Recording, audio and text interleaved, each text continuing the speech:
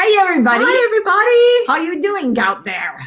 I wonder if they're there or not. I don't know. We can't really know. How could we know? Are they there? Is Donna there? Is Wendy from Guelph there, at least? I bet Donna's not there because Donna is here in the Blue Ridge Mountains with us at a place called the Art of Living Retreat Center, which you should all go to because it's awesome. It's so beautiful. Beautiful up here in the mountains. And the staff here is just unbelievably, they're all like Jesus, right? Look at them. Oh, hello.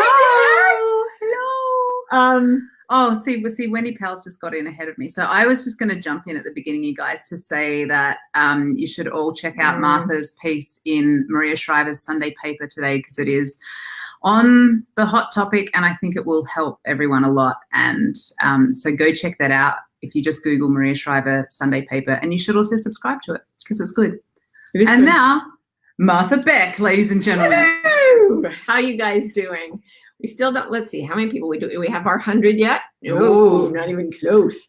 We changed the time on them. So yeah, we changed the time because I just finished presenting a seminar and then I have to run. Well, I have to be driven by Roe to the airport in Charlotte to fly back to my new magic place in Pennsylvania. Someone told me today that they like it when I do this in the gathering room, so I'm just going to do it more randomly. And not just me, anyone. Anyone who's presenting. Rose, she's going to become the Beeline bomber. Yes. So, yeah, I'm seeing people coming in. Oh, Donna, who was here, is in a car from the airport, but she's still with us. Take that, Wendy from Guelph. Did we see Wendy from Guelph yet? Wendy, I love you. I don't care if you're here or not. Or in Guelph. Or in Guelph, or wherever Guelph is. I still love you. I just don't even care. I think Wendy Powell is Wendy from Guelph. Ah. Are you Wendy from Guelph, Wendy? Yeah. Oh, thank you, Wendy. She was first. Sorry, Sunday Donna. paper. Oh, the rivalry continues. So, yeah. We're having a great time up here, and we've got 151 people on, so let's go ahead and start. So the title of today, Donna says, I love Wendy too. The title of today's topic is pulling light through darkness, drawing light through darkness.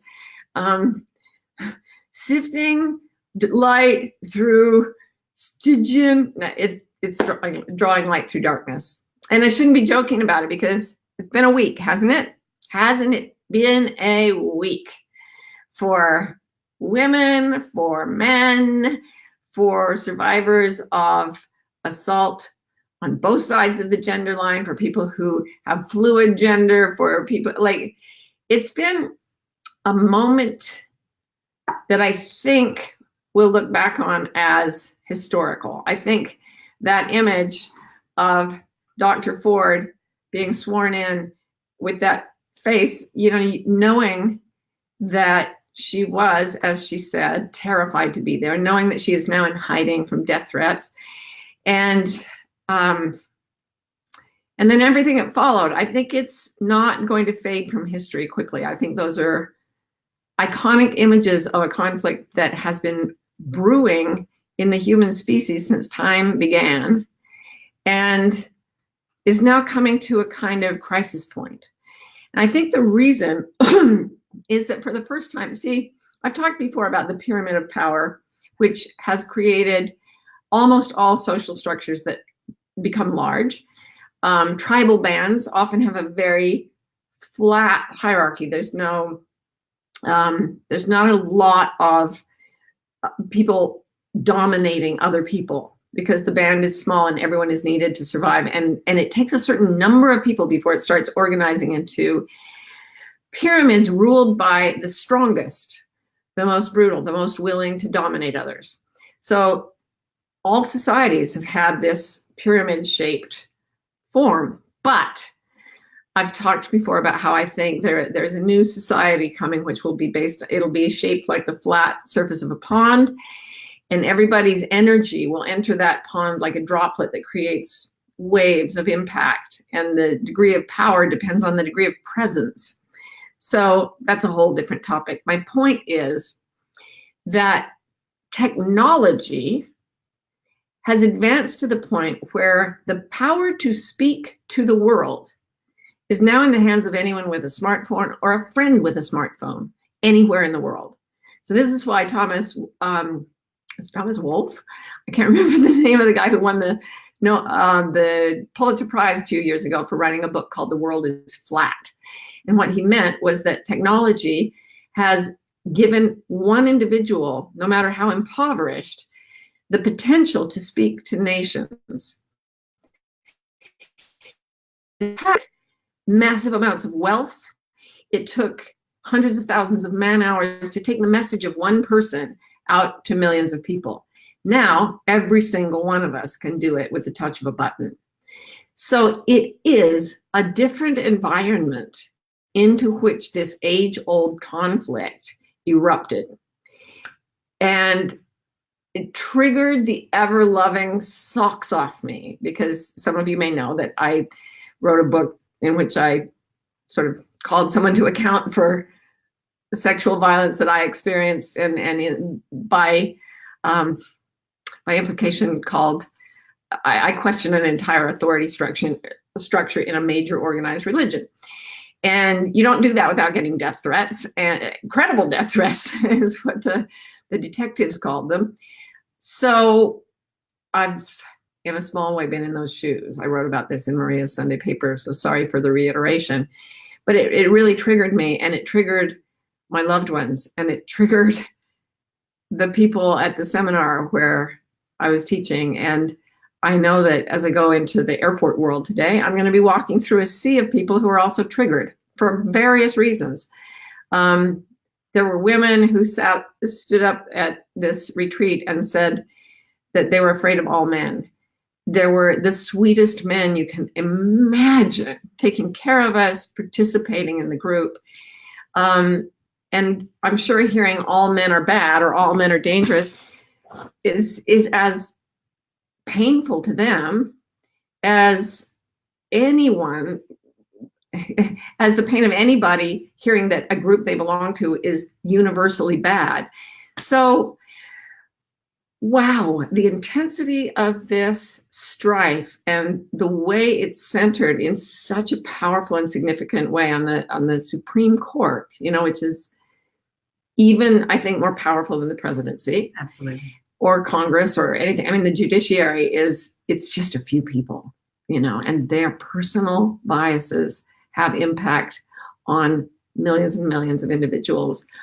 And so you couldn't ask for a more dramatic display of this particular type of conflict.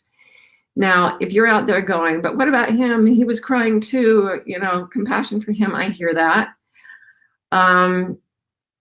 I also agree with those who say that Dr. Ford had to be absolutely without emotion, absolutely credible, absolutely calm, or she would have been immediately discounted, where Judge Kavanaugh got to be raging and self-pitying. And I also know from experience and from study that people who commit extreme harm without conscience, and I'm not saying he's one of them, but I'm not saying he isn't, people with personality disorders, who are the only guys who assault people, by the way, their primary emotional state is self-pity, and they cry a lot, and they feel victimized all the time. They are not like, ha, I am the evil one, and I will overcome you. They're like, it was not my fault. I am being attacked. No, you're not how this is. So, sorry, my energy is getting too high.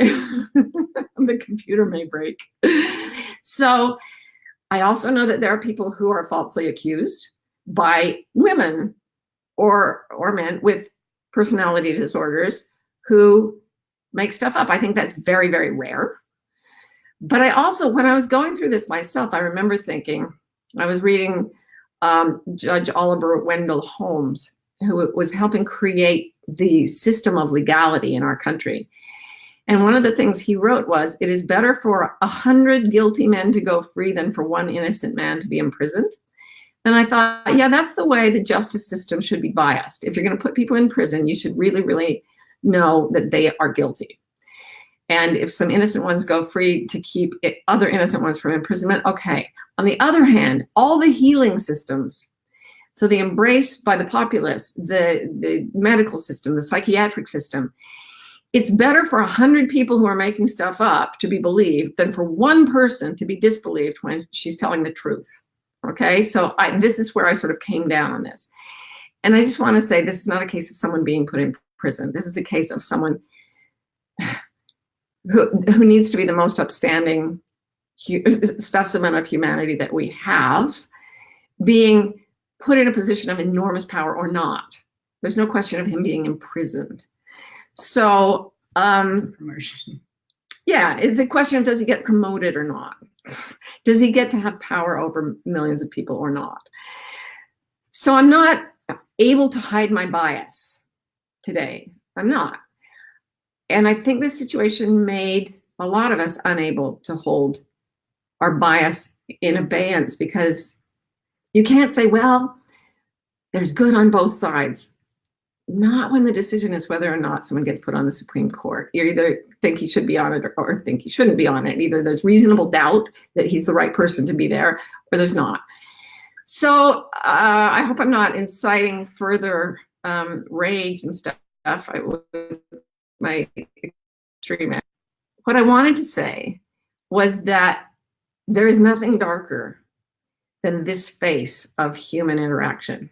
Nothing. This is another version of human trafficking and child abuse and forced prostitution, even slavery. I mean, there are categories of domination and abuse that are sort of embodied in this conflict all over the place. And there are those of us who feel like this should not even be a question, whether someone should be allowed on the Supreme Court with a reasonable possibility that they've committed a felony and not been prosecuted. It feels really, really like the lunatics are running the asylum. It feels really dark. Really, really dark. And my first reaction was to go into despair. Not to go out and start hating men, because I don't want to do that. Not to try to radicalize the system, because I've watched radicalism grow into the same kind of violence that it hopes to eradicate. So we basically go into a fight or flight response, which is fight, flee, or freeze. Okay. Some of us want to fight. I've felt that outrage. Some of us want to run. Let the survivors take care of themselves. I'm out of this. I can't handle this darkness. Number 3, freeze. I'm in despair. I'm going to bed. I'm pulling the covers over my head. I had all 3 of those responses. As a survivor myself. And as I lay there in the dark with the covers pulled over my head, I went back through what I've learned over and over again, dealing with my own experience of assault, dealing with what happened when I told, which was worse in many ways, and then dealing with seeing the replication of that over and over and over and over, year after year, decade after decade. I went back inward because I believe that what we see in the world, we can fix in ourselves. And if there is darkness that we perceive in the world, the way to find the light is to go to what we truly are, which is not a bunch of monkeys in socks beating each other over the head with bananas or whatever, and looting and pillaging each other and violating each other. That's not what we are in our essence. What we are in our essence is light. What we are in our essence is truth. What we are in our essence is ultimate compassion. And what we are in our essence cannot be harmed. Cannot be harmed. That light can't be extinguished. Darkness doesn't have that power.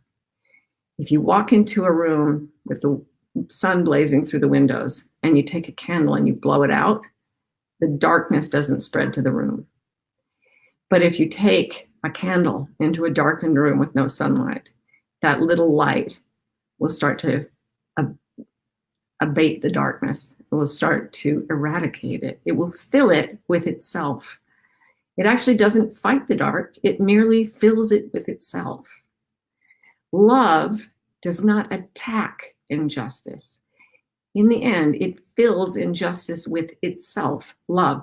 But do not think that that means saying we love people who commit assault and we let them run the country.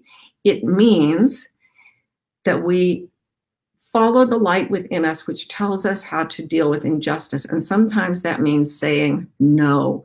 It means saying no to someone else handling our bodies in ways that are not right. And it means saying no to people handling society in ways that are not right. It is the essence of civil disobedience, whether it's you alone yourself or whether it's you in community with others. And, you know, Dr. Martin Luther King Jr. was one of the greatest examples of this. We find the light inside ourselves and then we gather, and all these flames being lit, because we will not be violent, because we will not turn assault on assault, because we insist on love, and we will not allow injustice to go unnoticed or uncommented on. When we gather together, we become a blaze. And it's not even just all those little flames together. It's that as we gather together, the shades get ripped off the windows and the sun streams in, because that is the eternal light. And it does not assault, and it does not rage, and it does not dominate. It illuminates. So my practice was to go inside and find the little flicker of a candlelight that was still blazing inside myself, and focus only on that for quite a while. I just asked to be alone. I asked Ro to leave so that I could meditate. And I found that flame, and I started to pay attention only to it. And I've realized a long time ago that we have what's called an attention aperture. And when we focus it on darkness, we block out everything. Well, when we focus it on anything, we block out everything else. So as Jack Gilbert, the poet, wrote, to let injustice be the full measure of our attention is to praise the devil. So I focused everything I had on the flame inside me, which said to me, sweetheart, it's okay. First of all, I was there when everything happened to you. Secondly, you are this light.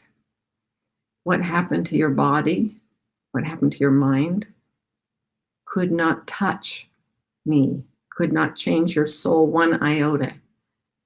And I am stronger than darkness, says the light, calmly.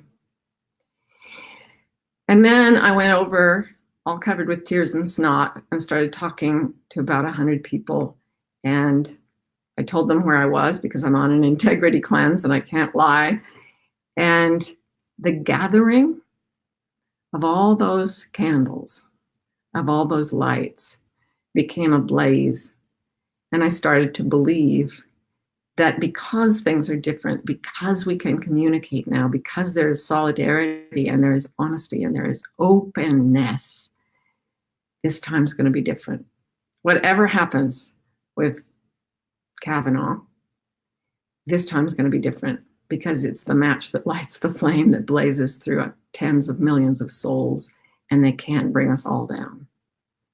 Not when we're together. It's going to rip the shades off the windows. That's what I think. So wherever you are, I hope you can find that light inside yourself, and I hope you can feel it burning brighter, because right now there are 222 of us in communion. Now, some of you may be upset by what I said or the way I said it. That's okay. I get it. I'm not perfect.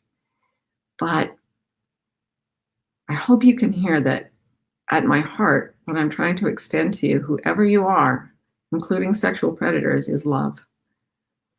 Not the acceptance of assault, but love.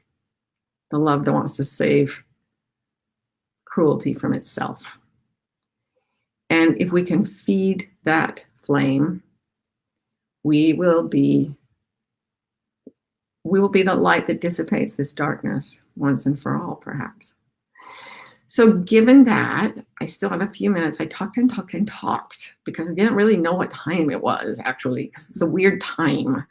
But 10 minutes. I've got 10 minutes to answer questions. So if anybody has anything that you want to put up there, go ahead and put up your comment or question, and we'll talk about it. Can I say something while we're waiting for Please do. questions? Is Martha said this, but I just want to really underline it, that where the way I've been working through this, I keep coming back to this power that we have is our voices. And if we can bring the power through love, through calm, through having done the things that Martha's talking about in ourselves, and share it and create these gatherings and keep tweeting and keep sharing and keep this vortex of love and strength together. It's bigger. This is bigger than those hearings, as horrific as they are. And I just feel so moved and so galvanized by women and men who care about this and who want to see a different kind of power structure, not just in this country, but in my country, in all countries. Keep talking and I would suggest, I don't know if this is too much, but look for opportunities to use your voice in a way that is not the same as, be Dr. Ford in your manner, and let's use her as our beacon. And I will now look for questions. Sorry, I don't usually do this. Okay, here we go. Nina. Okay, Nina, how do we talk with people that we completely disagree with? People that say, what about my husband? Does this mean someone can accuse him and ruin his life? Martha, help me find the light in this question. What I would say is there is such an overwhelming bias toward not believing that people have done bad things that the only way it could possibly endanger your husband is if he had done something that deserved to be brought to the light. It's very, very rare that someone can successfully bring off a false accusation. We're told that it happens all the time, but the people who say that are the people being accused. They're not the people you really want to go to. But I promise you, I had an experience at Byron Katie's 9-day school. We had to do a worksheet on a group of people we feared. And I chose sociopaths. And then, sorry, this is a spoiler alert, after you do this worksheet, you have to dress up like the person you've chosen. So there were people dressed as terrorists. There were people dressed as gunmen, like a lot of different groups. Some of them were afraid of like other racial groups or whatever, and they had to put on that countenance. And then you go in and you mingle, and the experience is supposed to create empathy with the very people you're afraid of. And I was like, sociopaths, how do I dress up as a sociopath? They blend in, they look like the rest of us. And then I thought, but what they do is they mess with people. So what am I going to do? I thought I could steal things from people and give them back later, but I couldn't make myself do it. I thought, a lot of people are off sugar here. I could put candy bars in their bags, their canvas bags that they give you. And then I thought, no, I couldn't. I just didn't have it in me. So what I did was I got candy bar wrappers and I took the candy out, threw it away, and then went around putting candy bar wrappers in people's bags as my sociopathic behavior. And I learned I did not come to feel like a sociopath and, aren't sociopaths wonderful? And they're just feeling hurt inside. No. What happened is that my fear of sociopaths went way down because it was almost impossible for me to do something like that without being seen. I ended up thinking, now I'm going to have to kill that person. Now I'm going to have to kill that person, because people kept seeing me, even though I was really taking pains to be cautious. The fact is that when violations happen, there's usually evidence.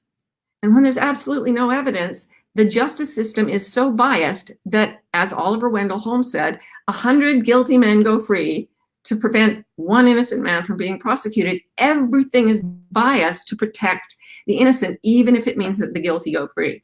As a result, many of the guilty go free. I still think that's a wiser choice than just locking people up. But the innocent need not fear. If you are innocent, you need not fear, because Dr. Ford is about as credible as a person can get. And still people are like, I don't know, like it's much more likely for a guilty man to go free than it is for an innocent man to be abused or to be falsely, successfully prosecuted. And you can just tell people that, like, well, if your husband did something, then he's in danger. If he didn't, he's not. It's far more likely that he was molested, and his molester never will be prosecuted. Okay, so another thing you can say is, well, what if your husband is assaulted and he needs the help of just people? Wouldn't you like to see a system that listened to him? Because all of us are more likely to be victims than we are to be persecutors. Okay, so Karen says, how do we energize to do the work to be peaceful warriors in light of the current culture and feeling outnumbered? We just did an exercise for this in the seminar I was teaching, and some of you who are coaches or who have been to some of my live presentations have seen this. I have to say it to you now, but when I do it in live presentations because you can feel it in the body. We do this little simple exercise. It's kind of like an arm wrestle. And you test your strength against another person, and it's usually pretty evenly matched, and people are struggling against each other. And then one of the two people goes into a state of deep connection to love. And I usually have people like remember a moment when they were in total peace with a sleeping animal or something very, very non-threatening. And when they felt one, and suddenly the person who's in that state of peace becomes able to absolutely crush the other person with literally no effort. Well, tiny, tiny bit of effort. It's just, it is phenomenal. And it is like magic, and it's inexplicable. Well, you can explain it as consciousness being in charge of matter, which I think is the truth. But it teaches people, and it's taught me over and over, how going into one's own integrity, stillness, love, connection, keeping your state of consciousness and your state of mind completely focused on the oneness with something you love means that you barely have to pay attention to all the horror to start changing it. You generate a field, which is very powerful. And fear and hatred and aggression also generate fields, but compared to the energy of love, they are inconsequential. Very few people have been able to hold that, but people who do it, like Nelson Mandela or Dr. King or Malala Yousafzai in Taliban-occupied Afghanistan or Pakistan, they've been able to change the world by staying in that place of complete integrity, complete compassion, complete power. So from there, we act. And we may do a lot of stuff. We may put people in prison. We may stand up and speak out. We may take people into our homes and comfort them. I don't know what it's going to make us do. But when we connect to love, it acts with vast intelligence to bring the light through the darkness. Beautiful.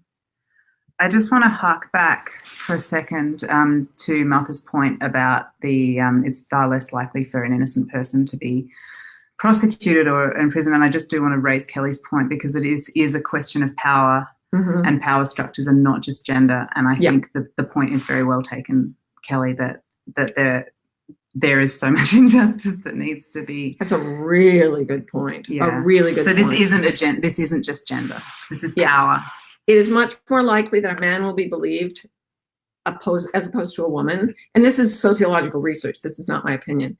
It is much more likely that a man will be believed if it's a he said, she said thing. And it is much more likely that a person of color will be ignored, denied, or falsely accused than a white person. That is just what's happening here. And as a result, people who are the most oppressed, it's like a black belt test for the development of power in compassion. You have to, all those folks who marched with Dr. King, mostly African American, some white, all of them had to dig way, way down through the levels of rage and natural just horror and outrage. They had to dig so far down that they found the light and nurtured the light in themselves until it dissipated that amount of pain inside the self. And then they gathered, and then they were able to create some change. But, you know, the work continues. I will not say the fight continues, because they weren't fighting.